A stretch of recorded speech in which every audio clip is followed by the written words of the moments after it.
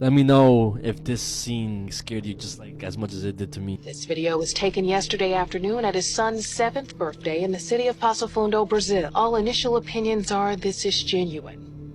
What you're about to see may disturb you. They like see something over there. Yeah.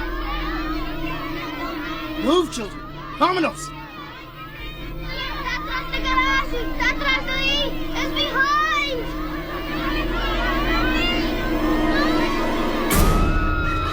I seen that shit like Yeah. it wasn't like your typical like basic looking like alien, kind of like the grayish. It did have like a big head, but like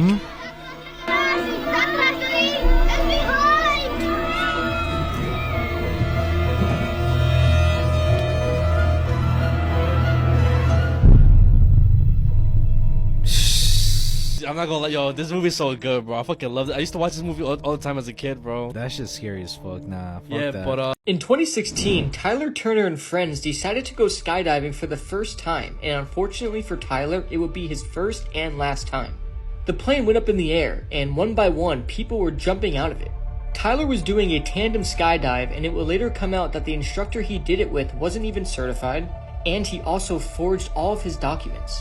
Tyler's mother was waiting 13,000 feet below for her son to come down.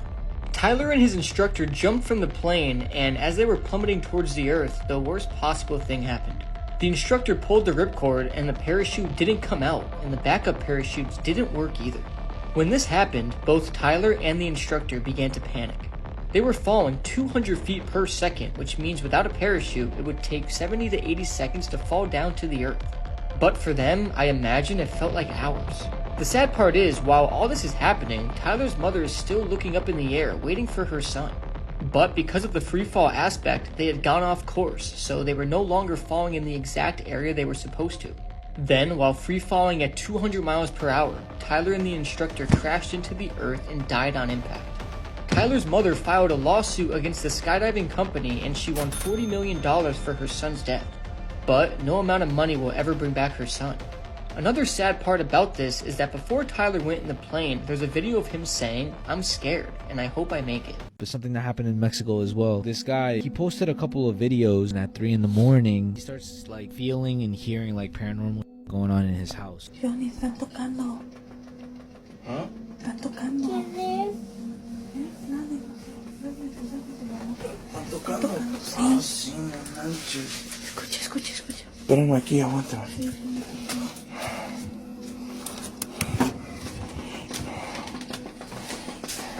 oh nah. Yo, this is weird, right? Son las 3 de la mañana, gente. Son casi las 3 de la mañana. What? Yo, this motherfucker's fucking.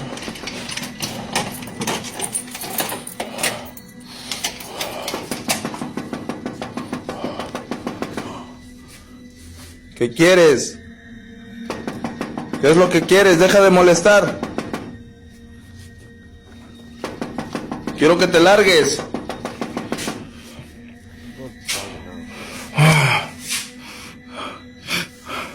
Do you see it? And it's Do you see it?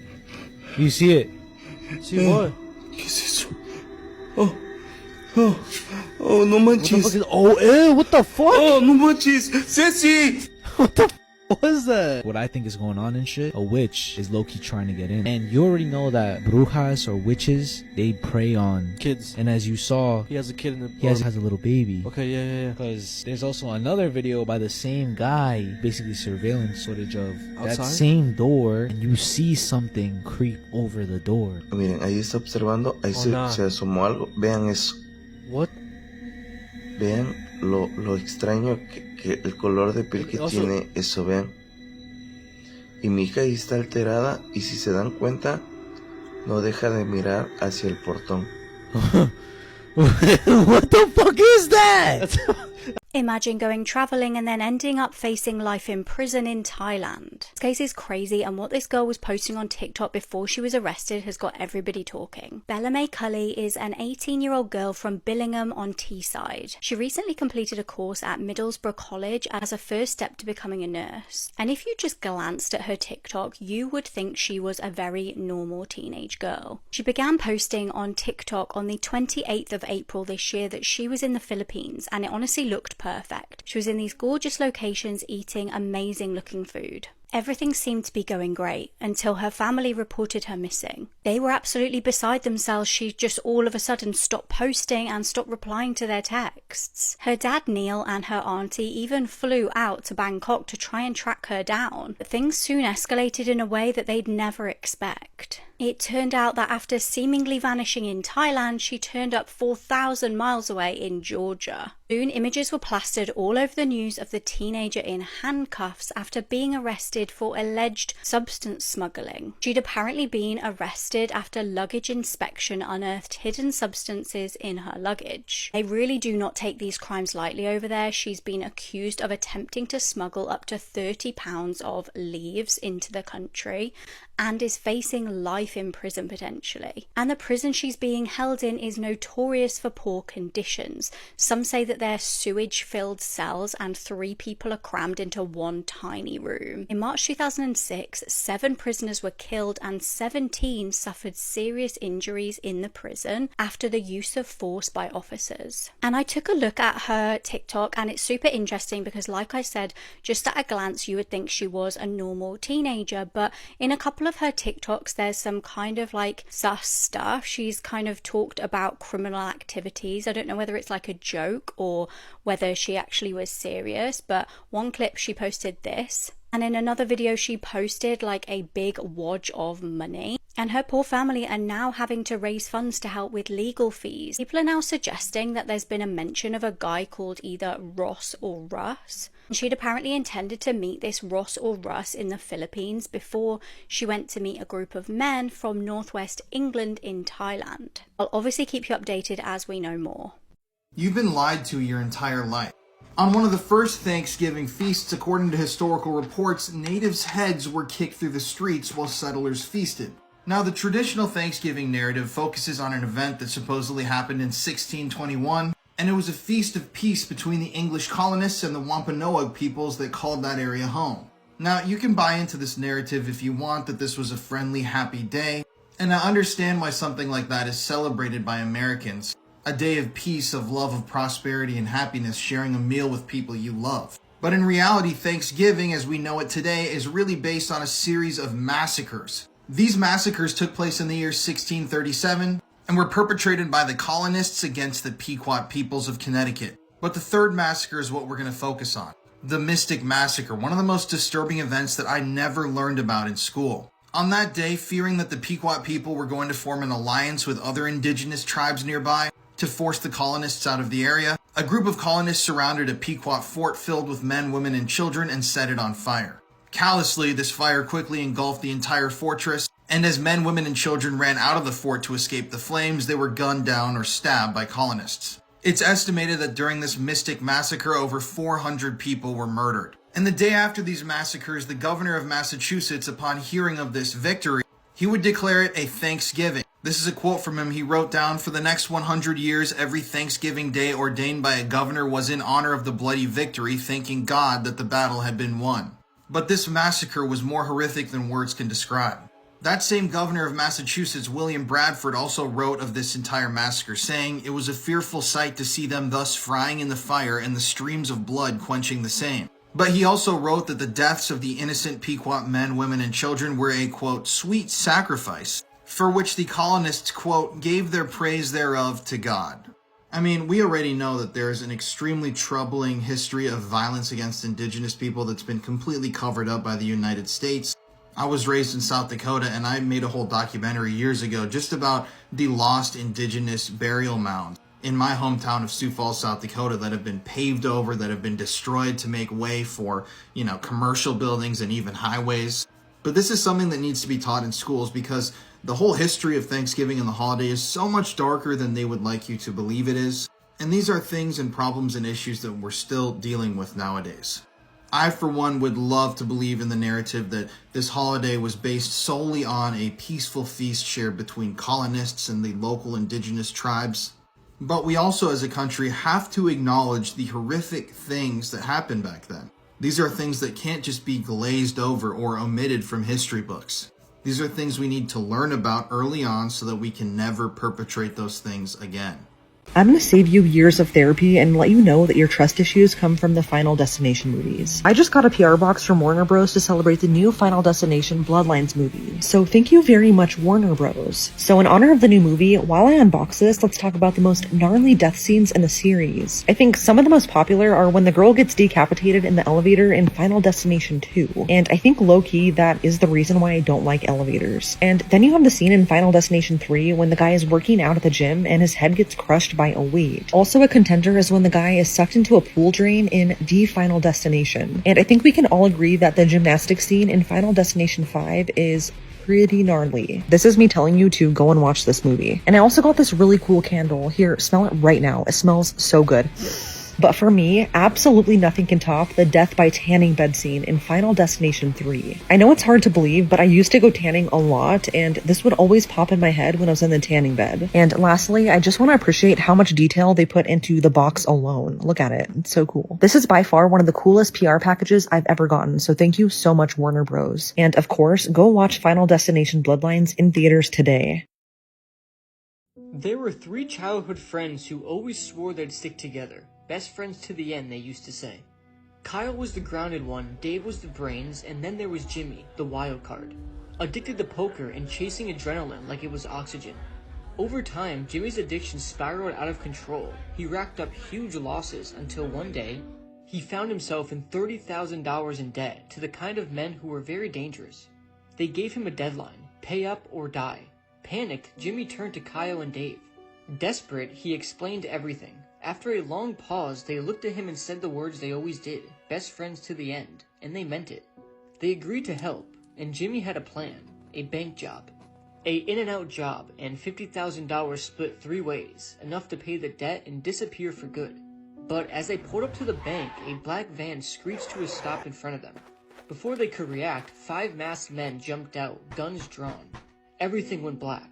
When Kyle and Dave woke up, they were gagged and tied on the floor of the van, heart pounding in the darkness. Then they saw Jimmy, sitting calmly, staring at them. "I'm sorry, guys," he said, emotionless, "but I need more than 50 grand, and the organ market is booming these days."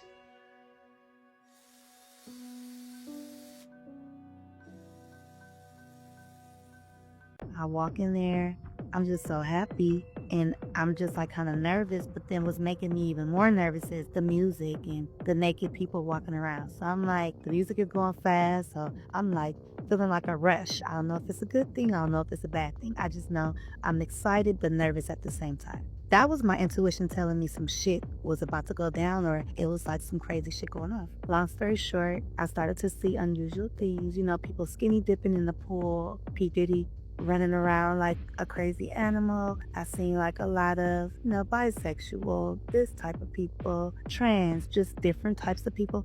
And I love everyone. I've been in the industry, so like I don't discriminate on nobody. I love a lot of gays. I love anybody who is happy, anybody who is positive. But when it starts to get kind of crazy, I feel like I don't want to attach myself to that type of stuff. Okay, ladies and gentlemen, for all those in London that don't know what happens to the white man when he comes to a P. Diddy party, this is what happens to the white man.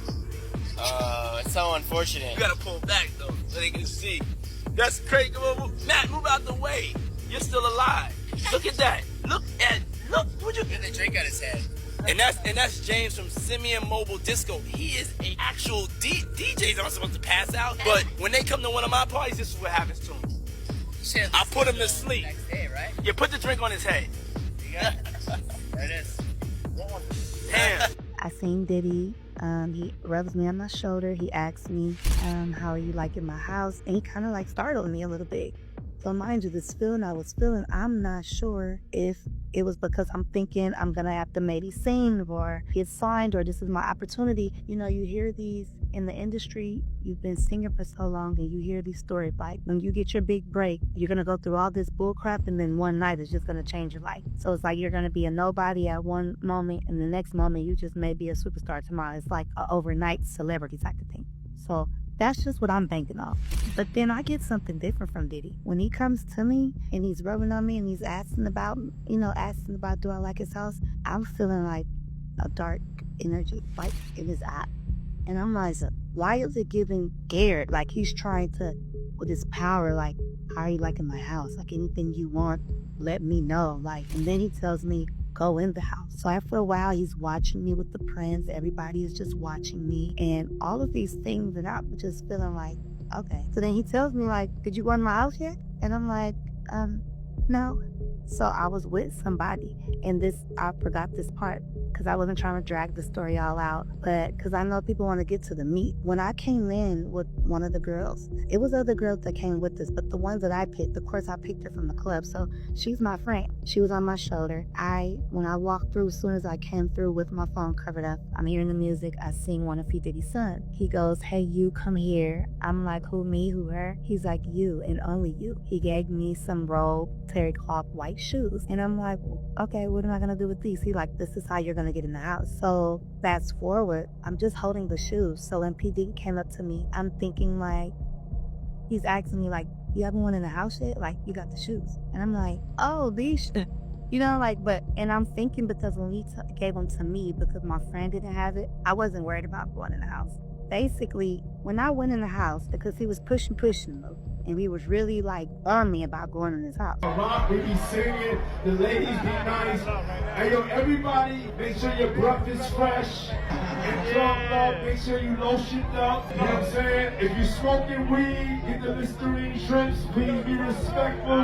Ladies, if they don't want to dance, don't let that hold you back, because this whole thing's about. Put that Darnell Jones, come on, get it. I told my friend, I said, wait a minute.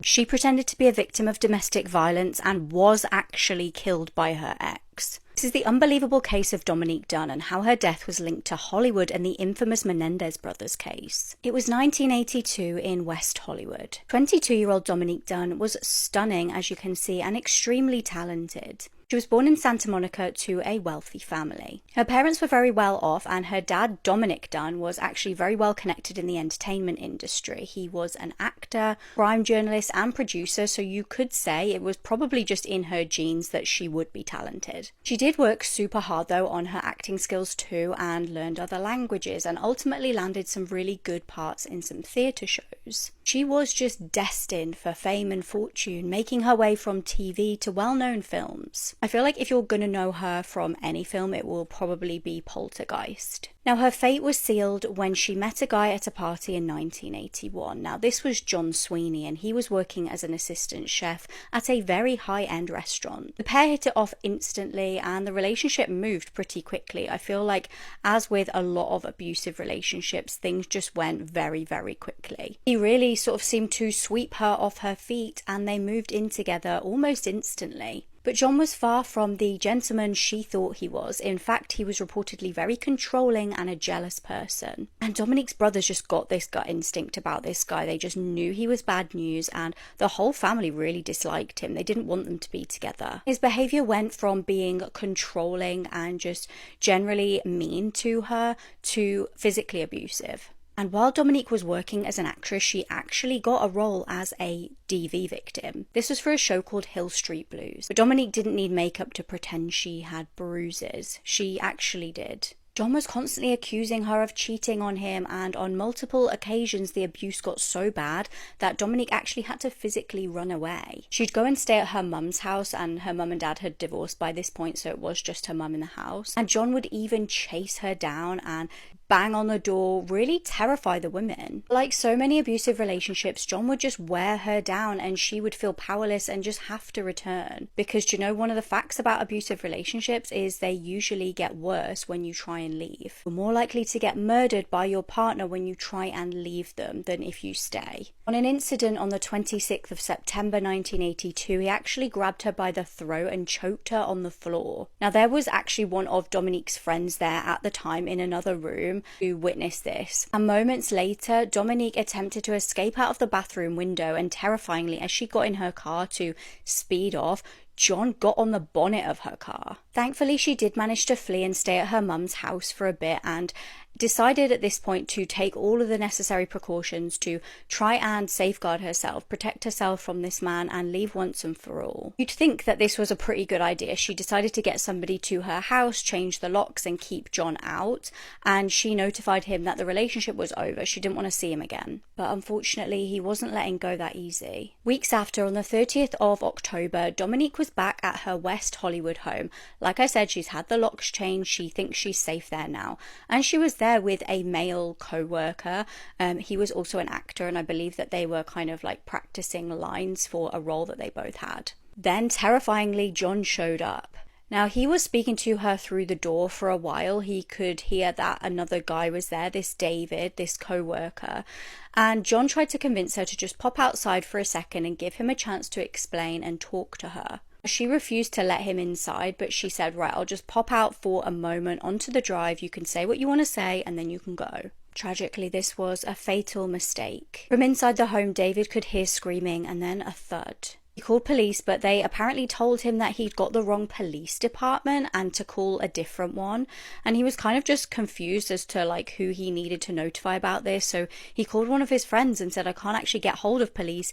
If I die, it's this John who is responsible. David fled the scene and emergency services did eventually show up, and John had strangled Dominique and hidden in some nearby bushes. Dominique was raced to hospital, but tragically it was not enough to save her. She was placed on life support but tragically never regained consciousness and was pronounced dead on the 4th of November. Now, horrifically, although John was charged with murder, he was only found guilty of the lesser charge of voluntary manslaughter. That and the obvious original assault on her. Honestly, this bit boils my blood. He was given just 6 years and 6 months in prison. Now, her family were obviously devastated by her passing, and as I said, her dad was a crime journalist and he was linked to the Menendez case. This was because one of the most notable articles he wrote was on the Menendez brothers, and it was actually published in Vanity Fair. It is portrayed in the recent Menendez brothers drama on Netflix, talking about Dominique. He's first seen on episode 3, where he sees the Menendez's lawyer, Leslie, and says,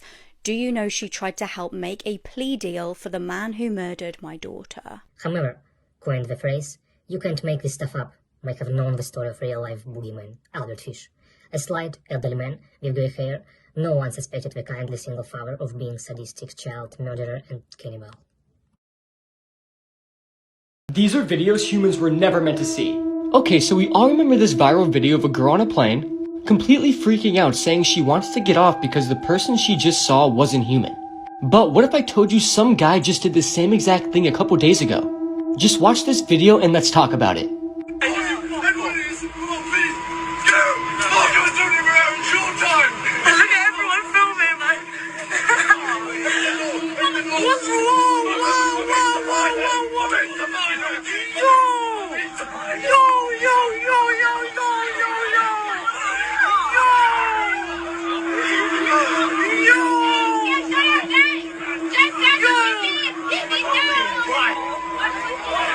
So yeah, that guy claims that he saw a shapeshifter on the plane, and he instantly got up freaking out and tried to open the plane door while they're in the air. This video is absolutely insane, and what's going on recently with all these videos of people on planes seeing shapeshifters and things that aren't human? This horrific shooting took the lives of 3 people, including 2 children. A tragic shooting took place at the end of May this year that stunned Pennsylvania. 2 young boys were innocently playing in their garden with kittens when they were killed by gunfire. The 2 young victims were brothers called Jesus and Sebastian Perez Salome. They were only 8 and 9 years old, and their mum was working at a shop nearby when this occurred. She actually heard the gunshots while she was at work, and she was completely unaware that her boys were anything to do with this. When she found out, she was in complete shock. A 19-year-old called Joshua was also killed in the incident, and he was apparently the target due to an alleged argument. A 33-year-old neighbour was also hit by a stray bullet and had to undergo surgery. Police arrested Ivan Rosero in North Philadelphia. Alex Santos and a 16-year-old male were also arrested. It's believed that the district attorney is seeking the death penalty for the shooters. Everybody needs to watch this video. Okay, so we all remember this dress that broke the internet. Some people think it's white and gold, others think it's blue and black. But the man behind this dress actually has been charged with the attempted murder of his wife. 38-year-old Keir Johnston allegedly committed an 11-year-old campaign of domestic violence actions and control against his wife, all leading up to a moment last March in which he allegedly attempted to kill her by pinning her to the ground and compressing her neck. Keir Johnston has denied all allegations against him at this time, and the attempted murder case will have its preliminary hearing before a trial in 2024. This is actually crazy because this is one of the first things that ever go viral on the internet, and the person behind it was literally just charged with the attempted murder of his wife. So, do you think Keir Johnston tried to kill his wife? Or do you think he's innocent? Let me know your opinions on this whole case in the comments, because this is absolutely mind-blowing to me, and I bet it is to a lot of you guys also. And one last time, is the dress white and gold or blue and black? These are videos you need to see before you die. Okay, so did you know when a whale dies, it sometimes falls to the bottom of the ocean floor called a whale fall, and their corpse creates a complex ecosystem for countless deep-sea organisms. Well, the video I'm about to show you is exactly that, which a research submarine discovered, and it shows many organisms enjoying this whale's homemade ecosystem. Here's the video, and it's crazy. Whale fall. Here we go, baby. Okay,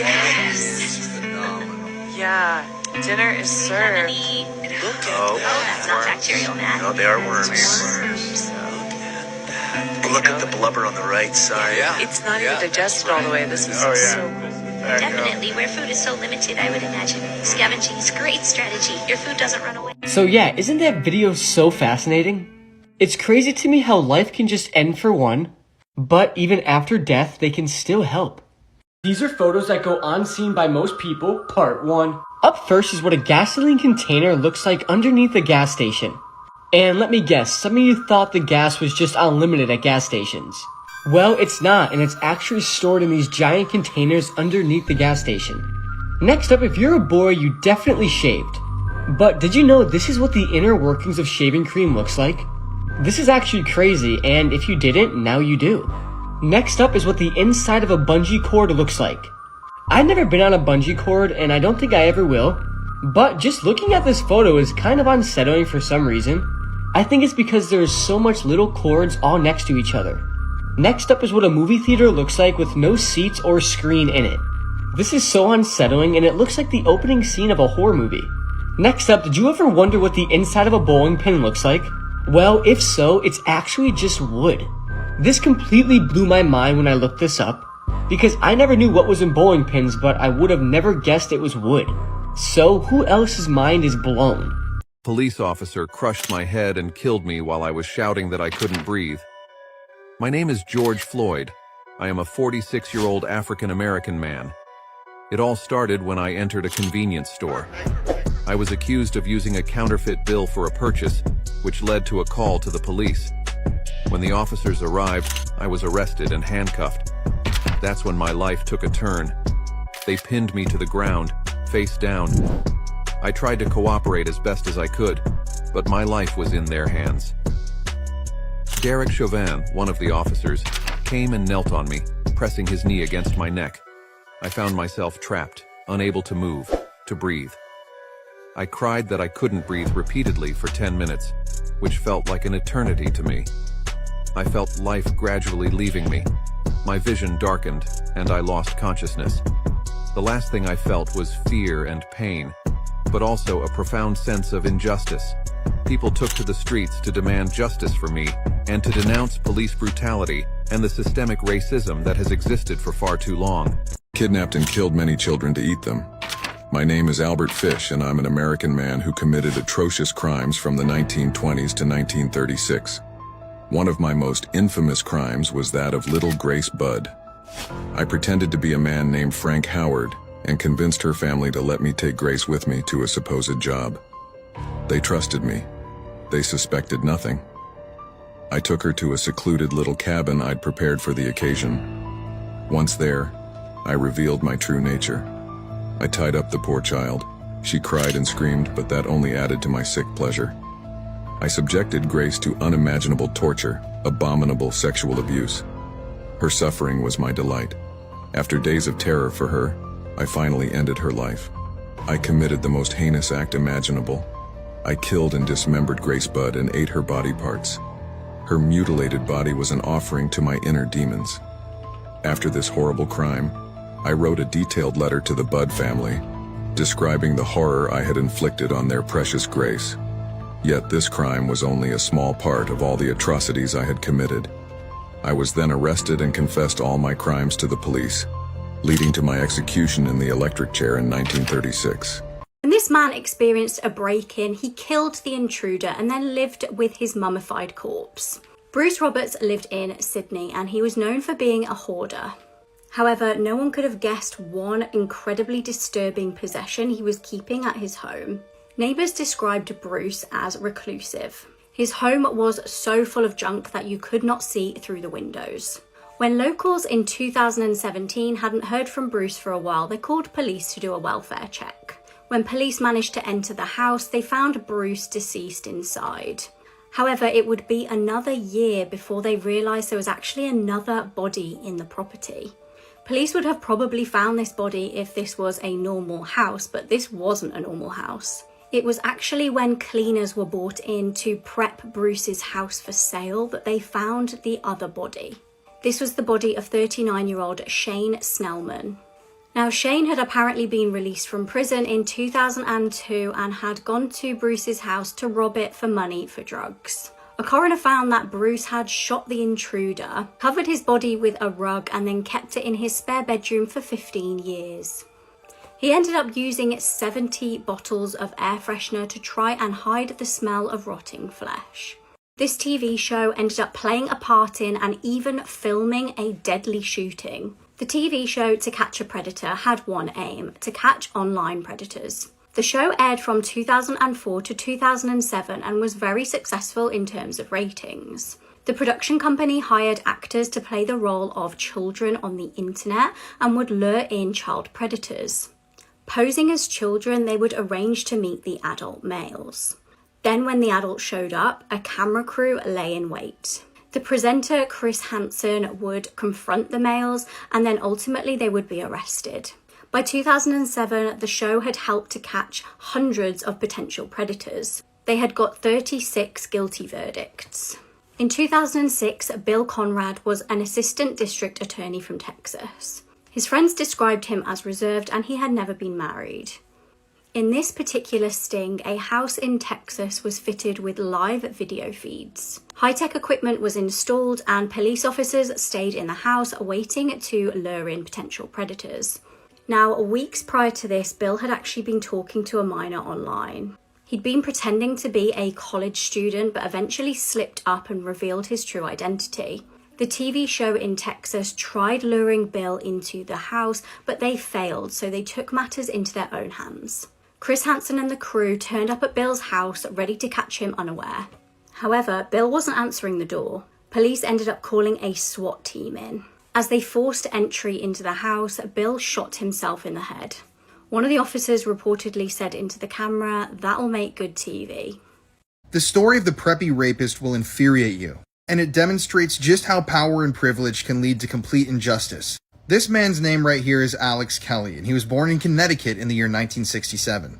And before he even turned 20, he was charged with 2 extremely disturbing crimes. Over a 4-day period in Connecticut, he was charged with committing 2 different rapes. First, he allegedly assaulted a 16-year-old girl from Stanford, and he also kidnapped one of his victims. He offered them a ride home and then took them somewhere and assaulted them. But in the year 1987, just before his trial was set to start, Alex escaped the country. Yes, somehow he evaded justice and he fled to Europe.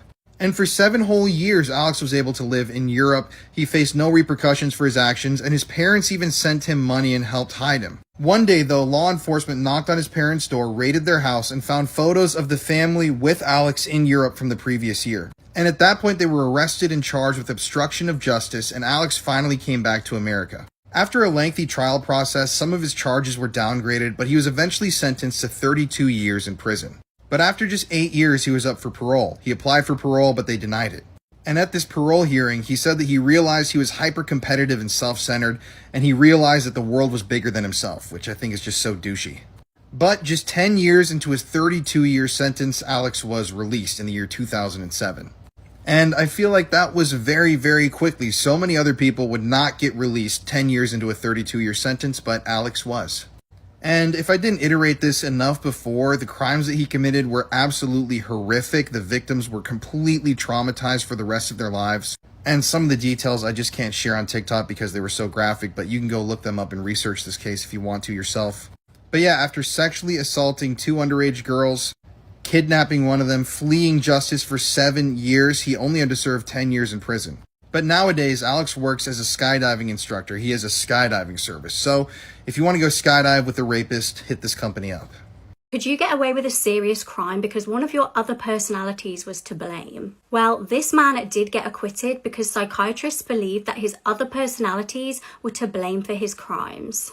Billy Milligan had trauma from an early age. His dad unalived himself when Billy was just 4 years old.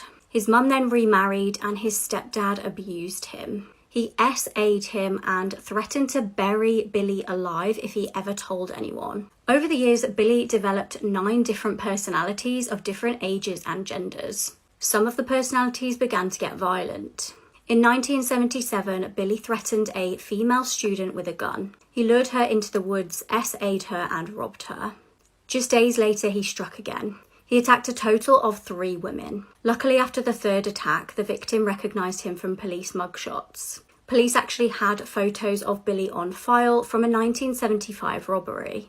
Billy was arrested. Now, police remarked that while he was in custody, sometimes when talking to Billy, it seemed like you were talking to different people. Sometimes he referred to himself as Phil, sometimes as David, sometimes he spoke with different accents, and other times he claimed to be Jewish. When a psychiatrist referred to him as Billy, Billy stated, "Billy's asleep, this is David." It was determined that Billy had about 10 different personalities. They ranged from a 3-year-old girl to a man named Arthur who was responsible for clearing up the mess of all of the other different personalities. It became apparent that 23-year-old Reagan was the personality responsible for robbing the victims. Now, Reagan struggled with empathy. A 19-year-old lesbian personality was responsible for the SAs. It was believed that Billy, the core personality, had been asleep for 7 years while all of this was going on. Billy was eventually found not guilty by reason of insanity.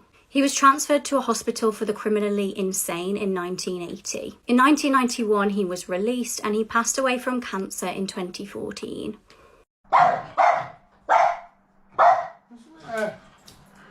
What? Look in there, mate. Look in there. What? Look in there. Groomed by a man more than 3 times her age, Kellyanne Bates was only 14 when she met the man that would end her life in what still remains one of the most horrific murders in the UK. Quick trigger warning, some of the details in the video are quite graphic and hard to listen to. James Patterson Smith was an extremely violent man. On the outside, he looked perfectly normal and was actually described by friends as well-groomed and house-proud. He'd been in a few relationships before meeting Kelly, but they'd all ended due to his violent temper. He'd even tried to drown 2 of his previous girlfriends. And at the age of 46, he met 14-year-old Kelly while she was babysitting for some of his friends.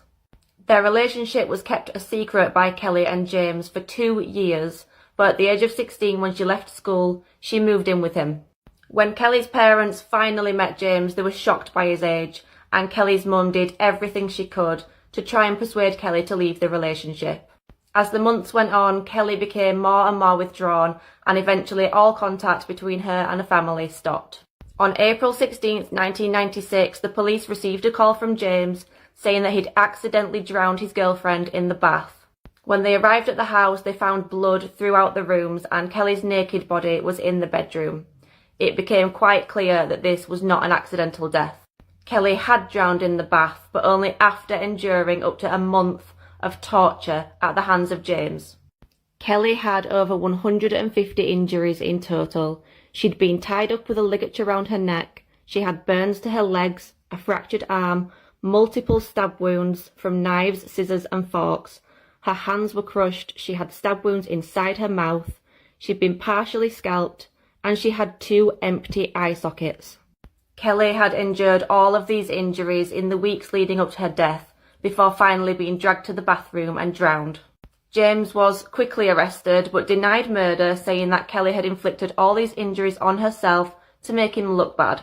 He then changed his story and said that it was him, but that Kelly had taunted him and dared him to do it. It only took the jury 1 hour to find him guilty, and he was sentenced to life in prison with a minimum of 20 years. In January 2023, he actually became eligible for parole, but it was denied and he remains behind bars. This former Degrassi actor is one of the worst pedophiles in Canadian history. Trigger warning, this story is extremely disturbing. It's honestly one of the worst I've read about in recent history, so viewer discretion is advised. This is Bird Dickens, born in 1971 in Ontario, Canada. Bird was an actor, and he was known for portraying a character named Scott Smith on Degrassi High. On the show, he played an abusive boyfriend, and in real life, he was just so much worse than that. A lot of Degrassi fans will remember him from his role in this show, but he also acted in a number of other productions. So after his role ended on Degrassi High, in 1991, 3 different women claimed that he had sexually assaulted them. He was charged with these 3 rapes, but he was acquitted of all charges eventually. But the story got so much darker from there. In 2004, he met his future partner Dylan Ann McEwen, and in 2016, it was discovered that he had been engaging in deplorable BDSM activities with her that involved minors. And when police executed a search warrant in April of 2016 of the couple's home, they found over 1,000 images of CP, images and videos. And each of those individual images depicted some of the most grotesque CP ever recorded. But in 2003, before he met his future wife, he was actually offered a night with a minor by a girl's mother. Apparently, the mother took nude photographs of her own daughter and mailed them to Bird, and Bird then took the girl and her mother to the movies, and then engaged in sexual activity with the young daughter while her mother sat in the same room and watched. This is just disgusting. So this investigation by the police actually uncovered thousands of CP images that were shared between Dickens and his wife, and apparently he was a major member on a lot of BDSM and fetish forums online where he found, quote, like-minded individuals that he would swap these files with. And when the police actually went through these files, I feel so bad for the people that have to actually look through this content. The case got even darker. Some of these images and videos actually showed Bird himself engaging in sexual activity with minors. He recorded these sick videos, took these photos himself, then went online and shared these images with people on the internet. Some of his screen names included the names Retro Deviant, Bird Dog, and Sir Dirk. But during this entire investigation, he continued to work in the film industry. He worked on various productions, and nobody knew that this investigation was underway. Eventually, though, in the year 2018, he was sentenced to 7.5 years in prison, but there's no real justice in the story because in 2020, he was released on bail. That's right, for all of that thousands of CP images, some of which depicted himself abusing children, he only had to serve about 2.5 years in prison. In 1912, a young boy went missing. And when he was finally reunited with his mother, it seemed like it was not the same boy. So 4-year-old Bobby Dunbar disappeared by a lake on a family vacation in 1912. The only clue found was his hat, which led many to believe he had been kidnapped. The next year, in 1913, a man is seen traveling with a boy that looks very similar to Bobby. He was arrested, but he insisted the boy was not Bobby. He was a boy named Bruce Anderson. But the police didn't listen and returned the boy to Bobby Dunbar's mother. At first, the mother is not convinced the boy is Bobby Dunbar. But she claims that the boy has similar birthmarks to Bobby, so it must be the same child. But when she sends him to play with the neighborhood kids, they don't recognize Bobby either. The boy lived with the Dunbars for the rest of his life, went on to have a family of his own, and passed away in 1966. And almost 100 years after this took place, Bobby Dunbar's granddaughters insisted a DNA test be done. And it proved what they feared to be true. The boy was Bruce Anderson. He shared no DNA with the Dunbar family. It turns out part of the reason he was not reunited with his real mother was there was a rumor that Bruce Anderson's mother was a prostitute and was not viewed favorably by the police. For more creepy history, make sure you're following along. Judith Barcy was an American child actress with a promising, successful life ahead of her, but that life was cruelly taken away at just age 10 by her own father. Judith was first introduced to acting in 1984 when she landed a role in Fatal Vision. Chillingly, she was cast as Kimberly MacDonald, who was a little girl that was murdered by her father. She then went on to appear in over 70 commercials and TV shows, including Jaws, Cheers, All Dogs Go to Heaven, and she played the voice of Ducky in The Land Before Time. Mine is Ducky. Yep, that is what it is. Yep, yep, yep. While she looked like a perfectly happy child on the outside, she was actually experiencing a really difficult home life.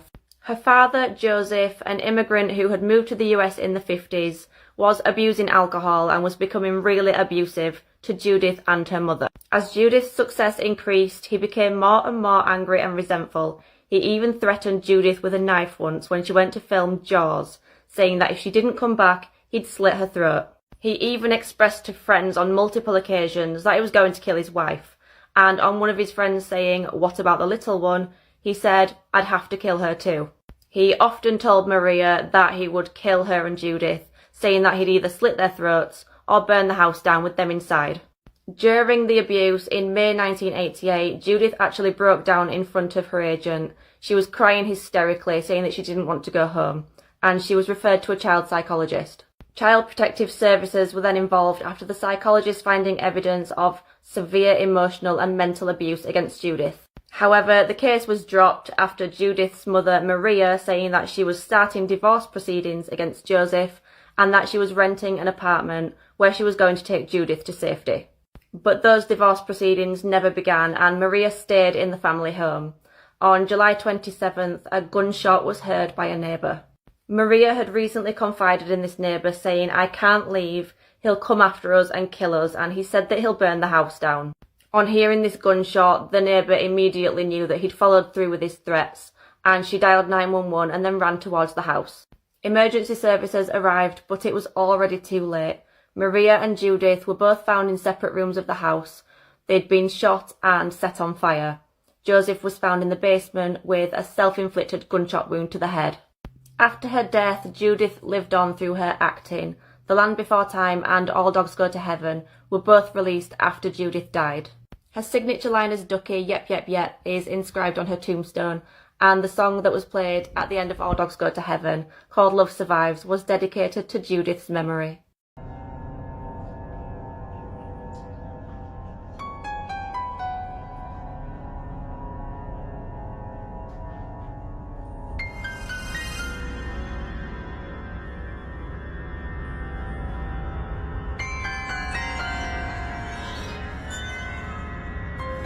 Colleen Ballinger, aka Miranda Sings, is allegedly a groomer. But are any of these allegations grounded in reality? Let's go through a quick timeline and examine exactly what she's accused of doing. So if you don't know who Colleen Ballinger, aka Miranda Sings is, she's a wildly popular entertainer. And like this article states, because of her goofy, over-the-top persona, her content mainly appeals to young children and teenagers. That's why these allegations are disturbing. Colleen has said and done some somewhat troubling things in the past, but it wasn't until recently when all of this came out. So all of this was brought into the public eye when a person named Adam McIntyre really brought this up. He talked about it on YouTube, he made a huge Twitter thread, and let's go through quickly some of these allegations. So Adam was in a group chat with Colleen and a number of other fans who were minors at the time, and I'm just going to show you some screenshots. These are some weird messages that she would say in this group chat. I mean, right here you can see her talking about sex toys with minors. Here's another screenshot from the chat where she's asking the group, which once again includes minors, to talk about their periods and their bloody underwear. Right here, she's asking an underage fan if they're a virgin. Also asking another fan who's underage what their favorite position is. And I think that Colleen used this group chat to vent way too much about her personal life. Like right here, she's talking about the disintegration of her relationship. Keep in mind, this is a chat which involves impressionable minors. And I mean, just constantly saying strange stuff like this. So in Adam's YouTube video, he goes through all of this. He talks about how Colleen allegedly didn't pay him for work. She allegedly stole content and ideas from him, and she even sent him a pair of her own panties when he was a minor. Which, admittedly, I will say is very, very strange. But then we get into the whole live stage show thing that Colleen does. In the last few weeks, a ton of people on TikTok have come forward and posted about their experiences which they found to be traumatizing at the Miranda Sings shows, including this traumatizing experience that a fan had on stage when Colleen invited her up to perform, and she played a loud fart noise and basically embarrassed this girl in front of the entire crowd. She had no idea that this was planned, and apparently it was really, really impactful to her mental health in a very negative way. There's also this really, really strange thing where Colleen invites young boys, I'm talking about children, on stage, and basically invites them to reach into her pants to grab something. And I mean, just look at the expression on her face. I just think it's really odd. And this is something that she's done many, many times, and she actually felt like it was so okay to do this that she made tweets about it, inviting people to come experience this for themselves. There was also another show where she pretended that a young child was pregnant, and even stated at one point on video that she smelled fertile. Which, once again, I don't think is very appropriate to be saying to a child. She also recently released this response video to all these allegations, saying that everyone's just overhyping it and she's basically denying everything that she's charged with. And I don't know, I need your guys' honest opinions in the comment section. Do you think this truly was unintentional? Let me know, because some of these allegations are truly bizarre. So Spotify just released Kim Kardashian's true crime podcast. There's a lot of interesting conversations happening right now in the true crime community, so I have a couple thoughts on this. The series is about Kim Kardashian Esquire diving into the story of Kevin Keith, who has a really tragic story. So in 1994, a masked intruder showed up to a family home in Ohio and shot 6 of the family members, killing 3 of them. Kevin Keith was found guilty of the murders by an all-white jury despite no physical evidence tying him to the crime. He's currently sitting in prison for life without parole. My first impression was that this is such a sad and interesting story, and such a choice for the cover art to be just a photo of Kim. I kind of get it because her face sells and she really wants the story to get out there, but most true crime podcasts have like a photo of the person or of something indicative of the story. So it just kind of struck me as odd the first time I saw it. The first episode also is obviously about the case, but it spends a lot of time also talking about the reason that Kim got into law. Obviously, she has the ties through her father, but it gets into why she got into overturning wrongful convictions. Right now, the true crime space is really littered with projects that feel like borderline exploitation, and it can be really hard to find a piece of content that doesn't feel like it's just exploiting the family members of people involved. But I will say, I think this does a good job of Kim using her platform to get a story out there that would otherwise go largely ignored. Let me know if you've listened to this.